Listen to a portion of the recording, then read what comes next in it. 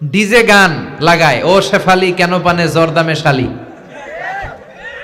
তোকে দেখে গাই যে আমি রিমিক্স কাওয়ালি। এটা এখন অবশ্য শুনি না আমি, আর 2-1 বছর আগে আমি সব সময় শুক্রবারে কোথাও গেলে জুমাবারে খালি এটা বাজে। আমি বললাম কি রে শেফালিটাকে? হুজুর এটা এই দেশের শেফালি না, এটা ইন্ডিয়ান শেফালি। আছে না নাই? বাংলার ভিতরে ঢুকছে এখন হিন্দি, আছে না নাই? না, বিয়েতে আপনি কি করতে পারবেন? উৎসব করতে পারবেন, তবে প্রাপ্তবয়স্ক নারী পুরুষরা নয়, ছোট বাচ্চারা, ছোট বাচ্চা ছেলেমেয়েরা নাচ গান করবে। আর একটু বাজনাও বাজাতে পারবেন, তবে এটা দফ দিয়ে, কি দিয়ে? ঢোল দিয়ে নয়, হারমোনিয়াম দিয়ে নয়, গিটার দিয়ে নয়, বাঁশি দিয়ে নয়।